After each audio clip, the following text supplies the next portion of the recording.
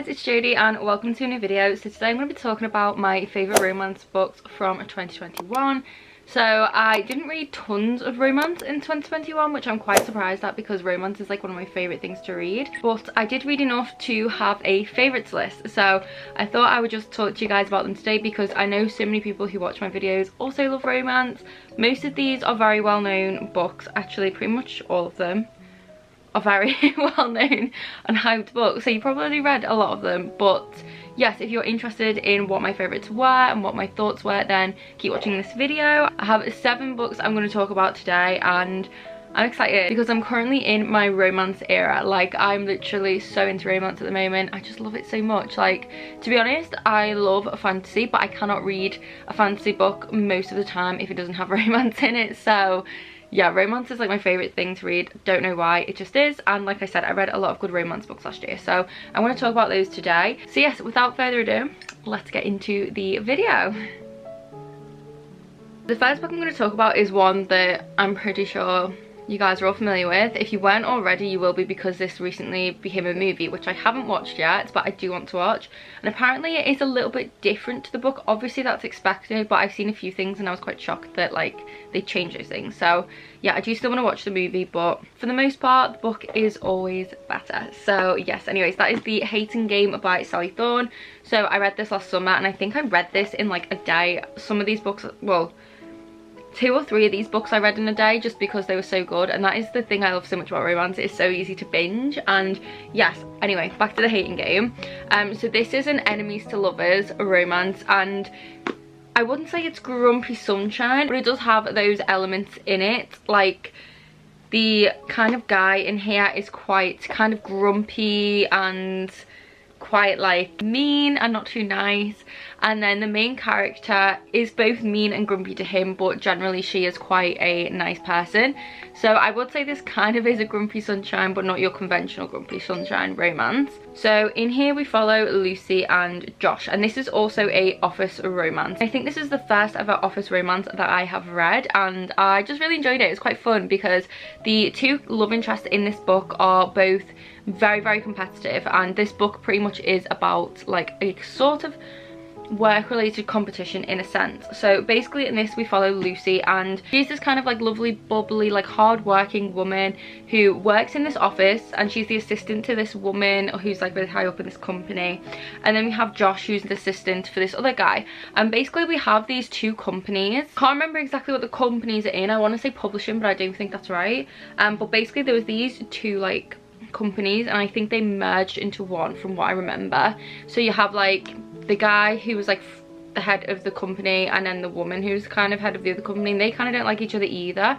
And ever since these 2 companies merged, there's always been this sort of rift between the colleagues and this sort of divide from the 2 different companies, and they've never quite merged into this one.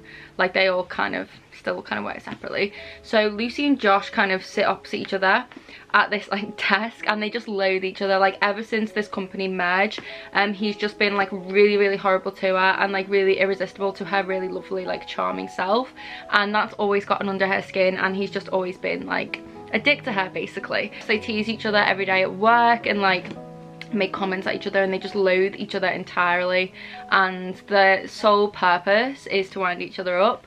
And yeah, it is really funny, and their banter is really funny as well, and it's just so good. And then this huge promotion comes up for grabs, which they both decide to go for. So they are both like kicking up the hostility a notch and being even more competitive towards each other than usual. And then somehow they get kind of stuck together, like working on things, and then they slowly are kind of like forced to get to know each other. And as time goes on, things are getting interesting, and that's what I'm going to say. I don't want to give any spoilers, but yes, this is just such a good book. Enemies to lovers, office romance, grumpy sunshine, competitive vibes, banter, everything. It's in here. It's such a good book. I love this personally. I thought it was so fun, and I just love the romance in this. Like, it was just so interesting, and a good thing about this romance book is it has like a lot more to it than just the romance. Like, it was so interesting like to learn more about Josh and his family, and also to learn more about Lucy and her family, and like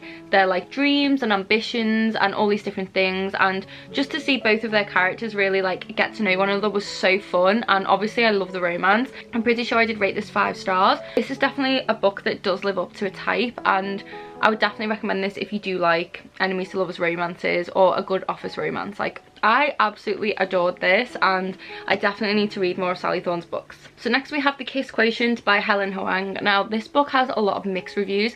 I personally love this book. I read this in like a day. I just literally could not put it down. I just thought it was so good. I love the romance. I love the characters. I just think it was just a really well done romance. It is full of romance kind of cliches, but I love those cliches, and if you go into these romances you do expect them, and I just think it's just a really fun read. Like, it's one of those books that you can easily read in a day, and by that I do mean like if you're looking for one of those books to just sit and binge read all day and to consume your every waking moment, then that is this book. Like, it's just a book that's just so easy to read, so fun, and I just absolutely adored it. In this we follow Stella, and I believe Stella has Asperger's, and she is a very career driven woman. She's very wealthy, she's very high up in her job, she does nothing pretty much but work, and she's not interested in having a love life. She is interested in working and analysing data. That is her thing, and her mother is desperate for her to get a husband and marry. That is the one thing I didn't really like in this book, is the fact that women are kind of expected to marry and get a husband. However, I do understand it in the context of this book, and from her mother's point of view, it wasn't necessarily saying like she needs a man and like she needs a husband to like be a woman and be complete, because the book is like quite good at kind of having this juxtaposition between that and also proving that a woman can be successful on her own, because this character is proof of that. So I really like the kind of juxtaposition between the 2 points. Like, it was really interesting, but you could kind of misconstrue it and read it like, oh well, you know, like, why does she need a husband? Why is she so desperate for her to have a husband? So I didn't like that, but then once I'd finished this book I kind of understood the juxtaposition between the two and like what the author was trying to do, and I really liked it for that.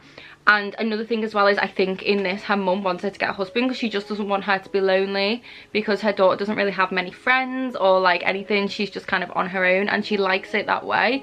But at the same time I think her mum can tell that she is a little bit lonely and would like for her to get a husband and have someone that she can rely on besides her parents. So it's not necessarily in a bad way, but like I said, some people can misconstrue that, and that is fair enough. So yes, anyway, I just thought I'd mention that point because that is one thing that I did notice during this book, and it is quite like a common theme in some romances for like women to feel like they have to have someone significant in their life to have any kind of value or meaning, because that is not the case, and sometimes that can be misrepresented in romance books, but that's a whole different discussion.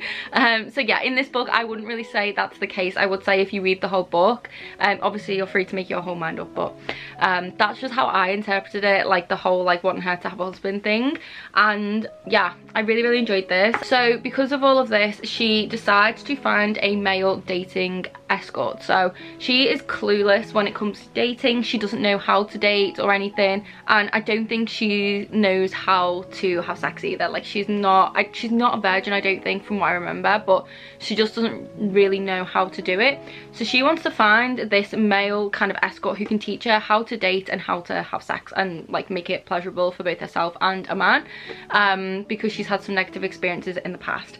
And basically she comes across this guy called Michael, and he's kind of desperate to make money, and he does like kind of male escort to like make some money because he's a very good looking guy. He has this really strict policy that he only sees clients once and that's it, and not again, because he never wants it to get too personal. But then when Stella meets him and she gives him this proposal, he's kind of like, absolutely not first, like that's just not what I do. Then he decides like, okay, I will help you, and obviously the more time they spend together, the more they get to know each other and so on. So it's kind of not necessarily the fake dating trope, but it kind of is, because they're going on all these kind of fake dates and like trying to show her how to date and things like that.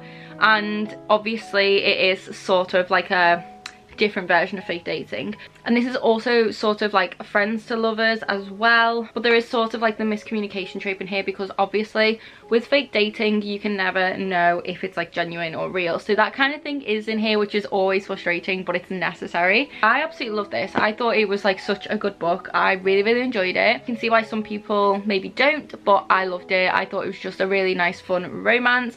I think I rated this either 4 or 5 stars, and I would definitely recommend it. It's just really interesting, and I really like the main character in this as well, and it was just so well written in my opinion, and I just really liked it. So yes, let me know your thoughts on this book down below, because I'd be really interested to know what everyone else thought and how everyone else interpreted certain things in this book.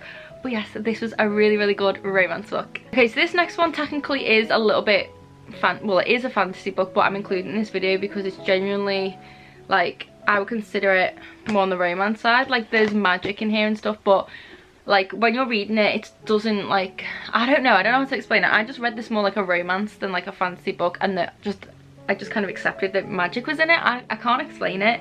Maybe if you read this book you will kind of get what I mean. But that is The Ex-Hex by Erin Sterling. So this is a witchy romance, like rom-com. This was so good. I absolutely love this. Again, another one you can easily binge read, and I would definitely say if you like The Love Hypothesis, you would definitely like this as well. So in this we follow this witch called Vivian, and Vivian lives in this small town in America, I think it is, and she lives there, I think, with her cousin and her aunt, and they are all witches. And when she was younger, in like her late teens, I think, or maybe it was her really early 20s, she met this guy called Reese Penhallow, and he was there because his family is like these really hotshot witches who live in Wales, but they have stakes in this small town, and they come every single year to recharge the ley lines, which keeps like magic going and flowing nicely. So they come like once a year, and there's like a statue of them. They're very well known. Like, no one in this world knows witches exist, but they know that they have like a historic value, like, as in, I mean, the Penhallows, like the people in the town don't know the witches, but they know that like they're like important people. They help like build the town kind of thing.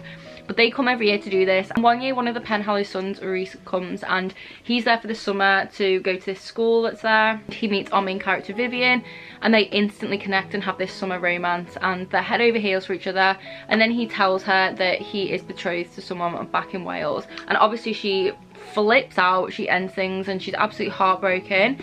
But obviously, like, he wasn't like actually like engaged. Like, his father was trying to set it up for him, and like was saying he was getting married to this person and all this. So it wasn't like a proper engagement in the sense that he was like actually engaged to someone by his own choice. It was kind of like his father, like, but obviously like he should have told her that from the start. So they end things, and then they don't see each other. I can't remember how many years it is. How many years is it? They don't see each other for 9 years, and then he returns to charge the ley lines. And by this point Vivian never really got over him, but she kind of hates him. And 9 years prior, when all of this happened, she like said this curse, like she cursed him, and she didn't think anything of it, that it actually worked. It was just something she said, but it turns out that she did in fact curse him. And now he's back, and he's trying to recharge the ley lines, and they're forced to like interact with each other, and something goes wrong because he's been cursed, and now magic is running riot in their small town. All these bad things are happening, and they have to work together to be able to figure out what happened, undo the curse she's put on him, and fix everything. So obviously we have kind of like a forced proximity romance. It's a second chance romance. It's not necessarily enemies to lovers. I would say it's like light enemies to lovers, in a sense that she kind of loathes him for what he did. But like, yeah, it's just a really good romance. I really enjoyed this, and the story and the characters were just really fun. This is just like a nice fun romance, and I would definitely recommend it. I think I gave this one 4 stars. It's just a nice binge worthy book. Okay, so the next one is obviously The Love Hypothesis by Ali Hazelwood. Of course I had to put this on the list. I gave this 5 stars, but I would say it's more of a 4 or 4.5. This is a really good bingey romance, and this has a fake dating plot, and it's a lot of fun. I really enjoyed it, and it is technically based off Kylo Ren, and I always forget her name. It keeps coming in my head and then disappearing.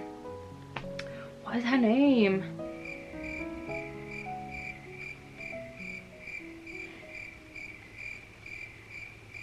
Oh, I can't remember. They're not my favourite Star Wars movies, so I genuinely like don't remember. Like the first Star Wars movies, but not really like the newer ones, and that's why I've only seen them like once or twice and I always forget the girl's name.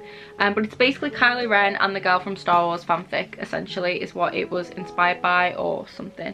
So because I kept seeing Adam Driver in my head, that ruined it for me, because I'm one of the very few people on this planet who do not find that man attractive, and I kept having the image of Adam Driver being Adam in here, and obviously the name as well. I think, wait, do they have the same name, or did I just misname the guy who plays Kylo Ren? I'm pretty sure his name's Adam Driver. I think so. I don't know. But yeah, I kept seeing him in my head, which kind of like ruined it for me, because I didn't find Adam in here as attractive, which obviously you want to find him attractive when you're reading a romance. So I think that's the reason I had to like rate this down. Kat and Emily are gonna hate me for that because they love Adam Driver, but yeah, I just don't.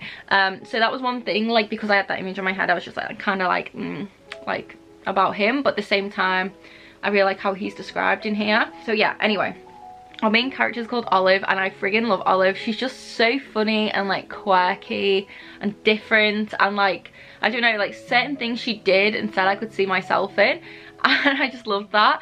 And basically she is a PhD candidate, and her mother sadly did pass away of cancer a few years prior, so her whole research is kind of fueled by her desire to find a cure. And there are a lot of trigger warnings for grief, loss and cancer in this book, so make sure you do check out the trigger warnings if you're going to read this. But yes, she is a PhD candidate, and she has this best friend, and she had previously dated this guy, I think his name was Jeremy, for like not very long, and she honestly didn't really like him. It wasn't really anything serious, and they like stopped like being boyfriend, girlfriend, dating, whatever. And then her best friend and him really like each other, and she's literally not bothered, because she was like, you know, it was never anything serious, like I have no feelings for him, he has none for me, we should have just stayed friends, like go for it, like I want to see you happy, you clearly really like each other, like go for it. And her best friend's like, no, like I can't do that to you, and her best friend just won't listen to her.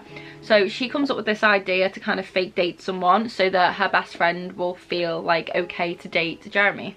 And one day she's in the hallway and she's trying to convince her best friend that she has this boyfriend and she's dating someone, and as her best friend walks past, she just goes up to the first guy that's in the hall and kisses them, who is Adam Carlson.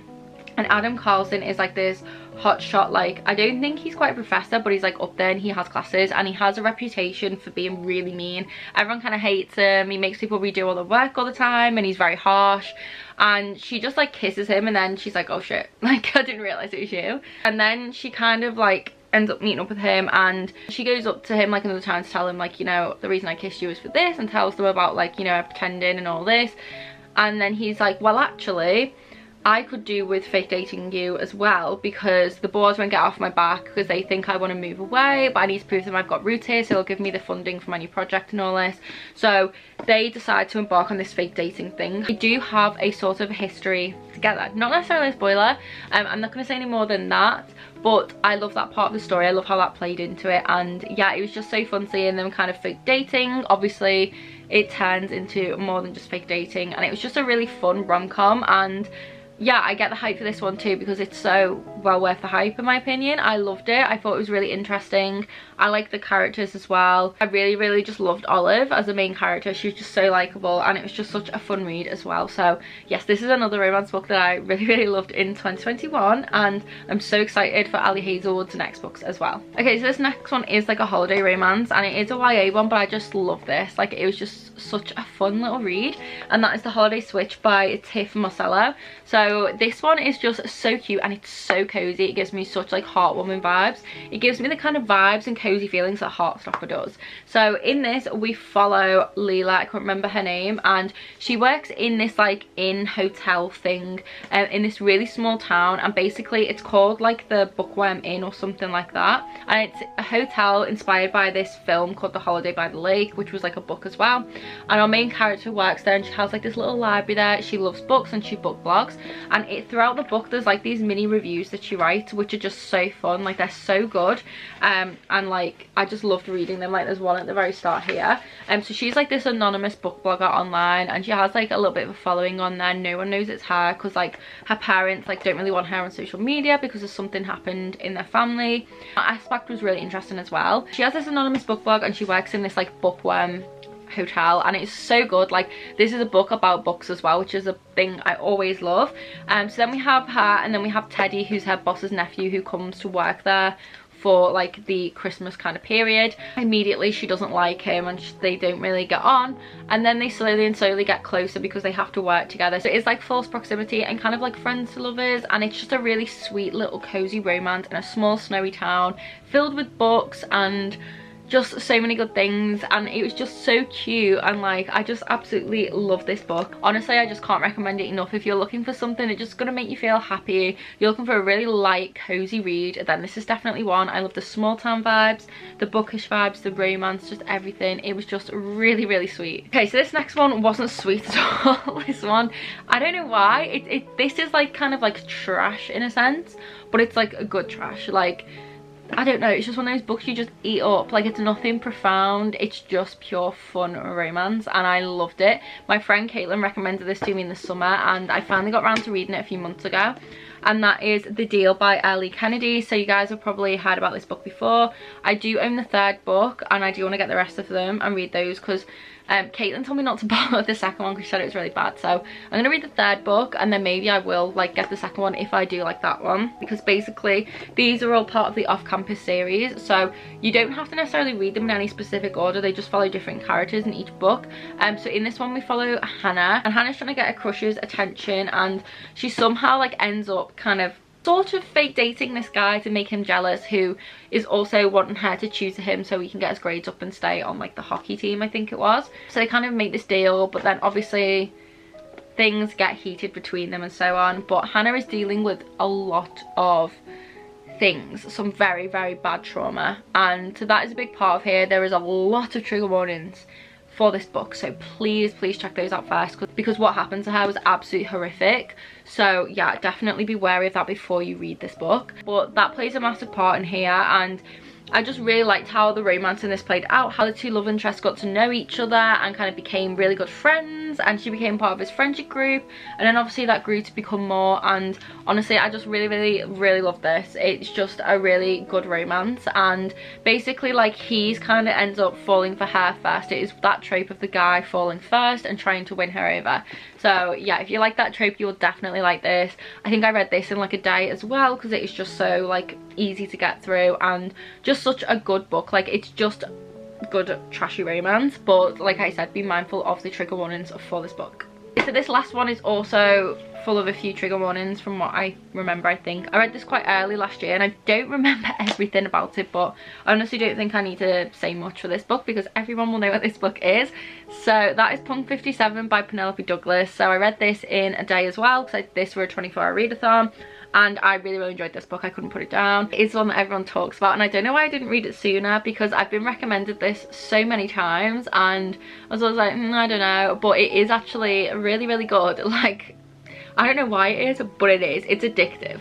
In this, we have like these two pen pals who've been pen pals for like years, and it's like this guy and this girl. He's called Misha and she is called Ryan, and they like are aware of each other and stuff, and they like tell each other everything. They send letters all the time, and like they know each other better than anyone, and they're like very close, and like they're the only like people who they can be themselves around, like nobody else. And they just have this really good relationship, but they never want to risk ruining it, so they always like made this pact to never meet in person.